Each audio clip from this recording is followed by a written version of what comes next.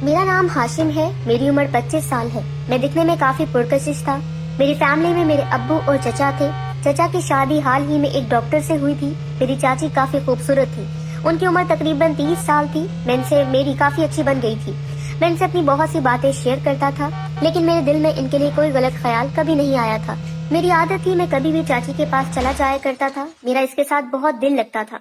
मेरी चाची भी अकेली होती थी क्योंकि मेरे चचा एक महकमे में अफसर थे, तो वो मसरूफ रहते थे। कुछ दिन बाद मैं चाची के घर रहने लग गया।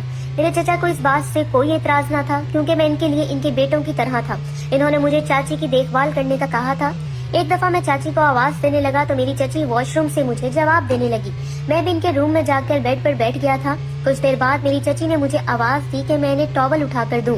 इनकी बात सुनकर पहले तो मैं झिझका था, पर फिर अपने ख्यालों को झटक कर मैंने फौरन पास पड़ा टॉवल उठाया और इनको पकड़ाने लगा। जैसे ही मेरी चाची ने हाथ आगे बढ़ाया तो उनका दायां हिस्सा मेरी नजरों के सामने आ गया था। बिलाशुबा वो हुस्न की मलका थी। मैं तो इनको देखकर हैरान हो गया था। चाची भीगी हुई थी और पानी की बूंदें इनसे चिपकी हुई थी। मैं होश खो बैठा था, लेकिन इनकी आवाज पर मैं वापस होश में आया। मेरा बुरा हाल हो गया था। इस दिन के बाद से मुझे अजीब सी बेचैनी होने लगी थी। चाची इस दिन टॉवल में ही मेरे सामने आ गई थी और मेरे पास से गुजरने लगी थी। मैंने इनको पीछे से घूर कर देखा था। इनका हुस्न काफी पुरकशिश था और इनकी वो खुशबू मुझे मदहोश करने लगी थी। मैं खुद को काबू में करता इनके पास से गुजरकर बाहर चला गया था। मैं अपने रूम में आकर भी इनके बारे में सोचता रहा था। मैं इनका काम वगैरह भी करता रहता था। मेरे चचा को किसी और शहर जाना पड़ा था, जिसकी वजह से मेरी चाची ने अपना दिल बहलाने के लिए एक काम तलाश कर लिया था। वो रोजाना एक कंपनी जाया करती थी। मैं ही इन्हें छोड़ने और लेकर आने का भी काम करता था। मुझे बहुत मजा आता था। वो जब फ्रंट सीट पर मेरे साथ आकर बैठती थी तो मेरी ख्वाहिश भी पूरी हो जाती थी। मैं इनके साथ रहने के लिए लंबा रास्ता चुनना चाहता था ताकि इस बहाने इनके साथ वक्त बिता सकूं। एक दिन मैं इनके रूम में सोफे पर बैठा था जब मेरी चाची ने एक लंबा सा ढीला ढाला गाउन पहना था। वो मुझे बुलाने लगी थी और कहने लगी थी कि मैं कल इनके घर की सफाई करूंगा क्योंकि घर काफी गंदा हो चुका था और काम वाला भी बहुत दिनों से छुट्टी कर रहा था। मैंने इनसे प्यार से कहा कि मैं कर दूंगा और फिर दोनों इधर उधर की बातें करने लगे। मैं सारा टाइम इन्हें ही देख रहा था जो इस खूबसूरत गाउन में काफी हसीन लग रही थी। अगले दिन मैंने चाची को देखा तो उन्होंने काफी गहरे गले वाली कुर्ती पहनी हुई थी, जबकि साथ ही साड़ी पहनी हुई थी। पहले तो मैं हैरान हुआ क्योंकि चाची को आज तक मैंने साड़ी में नहीं देखा था। तो चाची मुझे कहने लगी कि इन्होंने आज ही साड़ी पहनी है क्योंकि इनका इतने दिनों से दिल था और वैसे भी इनकी साड़ी अब तंग हो चुकी थी। मैं हैरान हुआ और पूछने लगा कि तंग क्यों हुई है, हालांकि वो तो पूरी फिट है। जब वो कहने लगी कि इनके अंदर शादी के बाद चेंजिंग आई है जिसकी वजह से काफी ज्यादा वो फिट हो गई है। चाची पूछने लगी कि क्या मुझे भी इस तरह के कपड़े पसंद है, तो मैं पहले तो शर्माया था पर फिर चाची की बात पर हाँ बोला था। चाची कहने लगी कि फिक्र न करो, तुम्हारे लिए भी मैं अपनी जैसी ही लड़की तलाश करूंगी। मैं सोच में पड़ गया था कि क्या चाची जितनी खूबसूरत लड़की भी मिल सकती है। मेरा दिल इस वक्त तो यही कह रहा था कि अपनी चाची को ही दबोच लो और एक ही बार में काम कर दूं, पर मुझे अभी सब्र करना था। चाची क्या फील करती है मेरे बारे में मुझे ये भी जानना था। मैं दिल ही दिल में ये सोचने लगा था कि चाची ने इस तरह के कपड़े क्यों पहने हैं। मेरे जहन में ख्याल आया कि क्या पता वो मुझे बहकाने की कोशिश कर रही हो, पर फिर अपने ही ख्याल को मैंने झटक दिया था।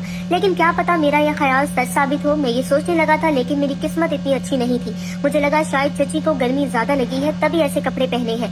मैं अब इनकी मदद करने लगा था। इतनी गर्मी की वजह से इन्हें पसीना आने लगा था। इस पसीने की वजह से इनकी हालत देखकर मैं भी पिघलने लगा था। मैं जब भी इनके सामने आता तो इनका हुस्न देखकर नजरें इनसे मिलाना मुश्किल हो जाती थी। कुछ देर बाद सफाई कर ली थी, पर अभी किचन को साफ करना था। इसकी दीवारें ऊंची थी। मेरी चाची ने मुझे स्टूल लेकर आने को कहा।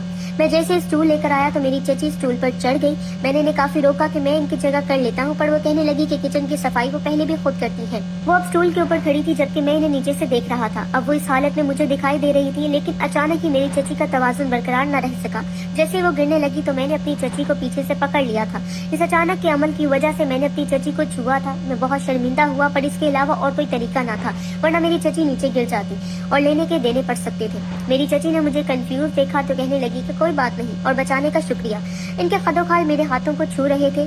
ये नर्म सा मैं और भी महसूस करना चाहता था, पर मैंने अपने हाथ पीछे हटा लिए और डर गया कि कहीं मेरी चाची मेरे बारे में पता नहीं क्या सोचेंगी।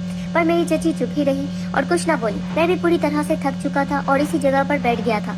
मेरी चाची भी मेरे पास आकर बैठ गई थी और बातें करने लगी थी। वो थक गई थी। जब इन्होंने अपना सर मेरे कंधे पर रख दिया, मैं भी मौके का फायदा उठाते हुए इनकी खुशबू को अपने अंदर बसाने लगा था। लेकिन मेरी चाची को अचानक ही कुछ हो गया था जब वो मुझसे अलग हुई और खुद अपने रूम में आ गई। इस दिन के बाद से चाची मुझसे दूर रहने लगी थी। मैंने इनसे पूछा क्या मसला है, तो वो मुझे बता सकती है, पर वो चुप थी और कहने लगी कि तुम नहीं समझोगे।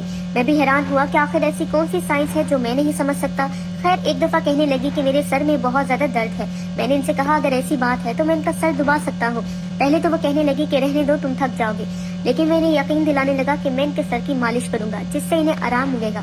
तो वो मान गई। मैंने इनके सर की मालिश की और अपने हाथ की उंगलियां से इनके सर पर धंसाने लगा जिससे वो बहुत सुकून महसूस कर रही थी और अब वो तेजी से सांस लेने लगी थी। मुझे अंदाजा हो रहा था कि वो बेहतर महसूस कर रही है और मेरी तारीफ करने लगी कि हाशिम तुम्हारे हाथ में तो जादू है।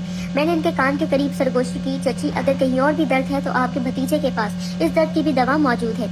मेरी चची भी आज मूड में थी। जब ही हंसने लगी पर मेरी बात का जवाब ना दिया। मैंने इन्हें अच्छे मूड में देखा तो इनसे पूछने लगा कि आप आजकल उदास क्यों थी। तो वो कहने लगी कि बस मुझे तुम्हारे चचा की आजकल बहुत ज्यादा याद आती है। मैं भी इनकी हालत समझ गया था और इनसे पूछने लगा कि मैं आपकी क्या मदद कर सकता हूँ, पर मेरी चची खामोश रही और कुछ देर बाद कहने लगी कि एक तरीका है मेरी मदद करने का। मैं काफी पुरजोश हो गया तो इनसे पूछने लगा, पर इनकी बात सुनकर मेरा मुंह दोबारा लटक गया था जब इन्होंने मुझसे दूध लाने का कहा। मैं चची की बात मानकर दूध लेने चला गया था। मेरी चची ने जानकर मुझसे काम कहा था।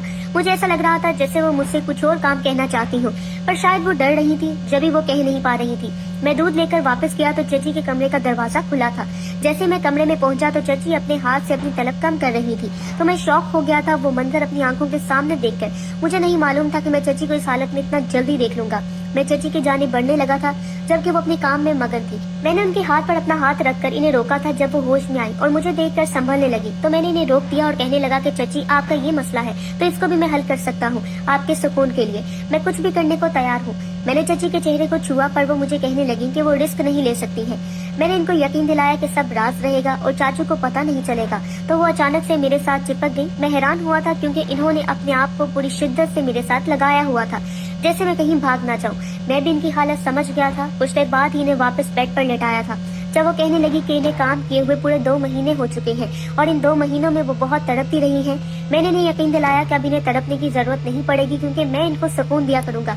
मैंने चाची को इस दिन पूरी तरह से अपना बना लिया था और इनके हुस्न पर दीवानावार हमला किया था। वो भी भरपूर तरीके से मेरा साथ देने लगी थी और मैं इस रात इधर ही सो गया था क्योंकि मेरे चाचू का आने का कोई भी इम्कान नहीं था। वो जितना अरसा भी शहर से बाहर रहते मैं एहतियात के साथ अपनी चाची की तलब पूरी करने लगा था। मेरी चाची भी खुश रहती थी। कभी कभी तो वो दोपहर को भी मुझे अपने पास बुला लेती थी और मैं भी इनके बुलाने का ही इंतजार करता रहता था।